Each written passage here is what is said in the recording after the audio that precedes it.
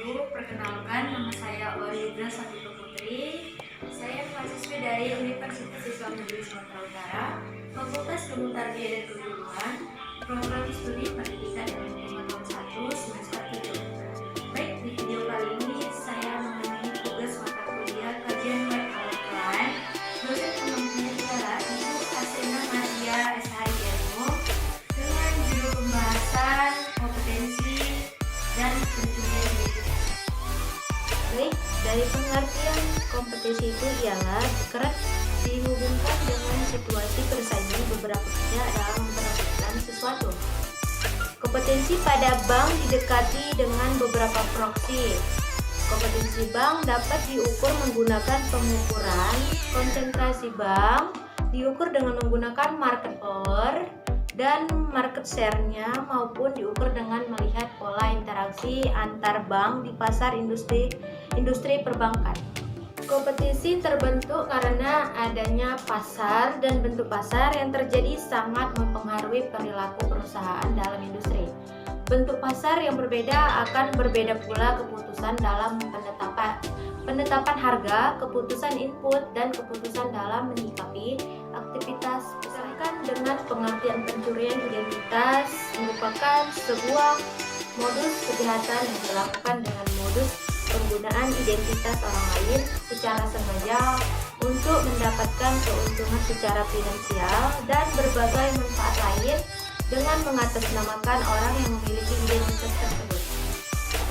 Saat ini pencurian identitas yang terjadi banyak dilakukan karena motif yang beragam, dimulai dari kepentingan untuk mencapai tujuan ekonomi yang mereka inginkan, penipuan, sampai sekedar melampiaskan motif dendam semata dengan cara merusak image orang tersebut.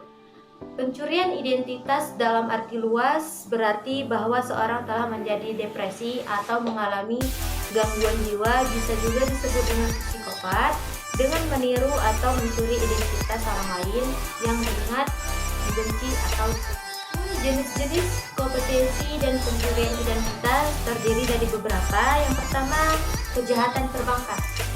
Apakah dari kejahatan perbankan itu dapat memasuki era revolusi industri keempat alias digital industri? Para bankir bank dilanda demam digital banking. Semua orang berlomba-lomba menggelontarkan investasi demi label digital bank. Di satu sisi, euforia ini berdampak positif bagi bank maupun nasabah. Bank lebih efisien karena tak lagi berinvestasi di kantor cabang, sementara nasabah tak perlu repot-repot ke kantor cabang untuk urusan yang remeh semisal transfer uang ke sanak famili kita. Dengan maraknya kasus pembobolan rekening bank membuat nasabah was-was dalam bertransaksi. Sebuah riset yang dilakukan Mastercard baru-baru ini menunjukkan kalau konsumen di Asia Tenggara masih sangat khawatir soal pencurian identitas. Akibatnya mereka lebih memilih metode pembayaran dengan menggunakan uang tunai dibandingkan dengan pembayaran elektronik. Kedua, pemalsuan akun palsu media sosial. Ya, kasus ini banyak dimuat dalam berita situs news Detik.com pada Jumat 17 Januari 2021. Dengan modus yang dilakukan adalah memalsukan akun media sosial atas nama Eni Puspita, anak dari Ibu Sriwanti yang saat ini warga masyarakat sekitar Jalan Pertahanan Patung. Penipuan mengkloning akun Facebook milik Eni lalu menghubungi orang-orang yang dikenalnya untuk meminta diisikan pulsanya. Untuk mengetahui bahwa namanya dicatut untuk melakukan penipuan demi keuntungan pihak lain. Awal untuk dengan menginfokan kepada teman-teman di media sosial bahwa akun palsu yang mengataskan nama ini. Yang ketiga, pemalsuan KTP untuk membobol kartu kredit, di mana kasus dimuat di situs Berita Detik pada 8 Juni 2020. Pembobolan kartu kredit di wilayah Jakarta Pusat ini dilakukan oleh seorang perempuan. Korbannya adalah nasabah bank Mega yang menggunakan kartu kredit. Akibat ulah pelaku, kerugian yang harus ditanggung mencapai miliaran rupiah. Modus yang dilakukan oleh pelaku adalah memalsukan KTP milik korban lalu mengajukan kredit pada pihak bank. Langsung saja masuk ke pembahasannya mengenai penipuan dalam interaksi melalui sosial media. Penipuan bisa terjadi di mana saja, salah satunya adalah penipuan yang dilakukan seseorang melalui media sosial. Penipuan ini sekarang sudah banyak sekali terjadi di seluruh penjuru Indonesia atau seluruh dunia. Kemudian penipuan melalui media sosial ini banyak juga macamnya ya. Seperti ada yang menipu melalui akun sosial Facebook, Instagram, WhatsApp, Messenger, dan lain sebagainya.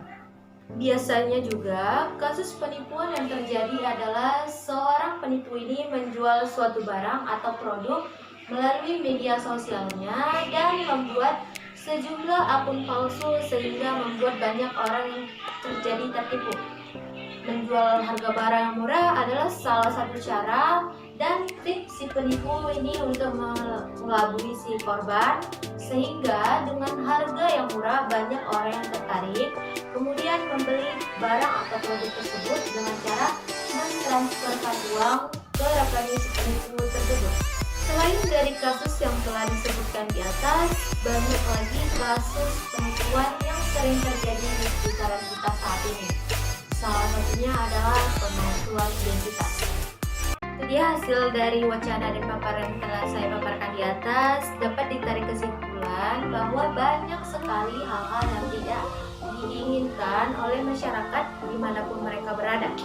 Karena banyaknya kasus-kasus dalam kompetisi dan pencurian identitas yang banyak dilakukan saat ini adalah oleh orang-orang yang tidak bertanggung jawab. Banyak juga sekali kasus-kasus tersebut, salah satunya adalah kasus penipuan melalui media sosial. Untuk pengelolaan data dan informasi pribadi di Indonesia dinilai sangat penting untuk diawasi dan dikelola dengan sistem keamanan yang baik dan terjamin sehingga dapat meminimalisir kejahatan pencurian atau pembobolan data serta informasi kejahatan jual beli data informasi online di Indonesia. Karena dampak dari kejahatan tersebut adalah adanya penyalahgunaan data dan informasi pribadi seseorang yang tidak bertanggung jawab.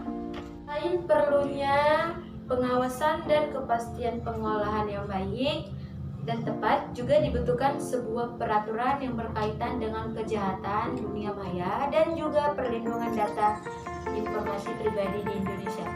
Sekian dan terima kasih dari atas penjelasan studi kasus yang saya paparkan di atas. Lebih dan kurang saya mohon maaf, kepada Allah saya mohon ampun. Wabillahi taufiq wal hidayah. Wassalamualaikum warahmatullahi wabarakatuh.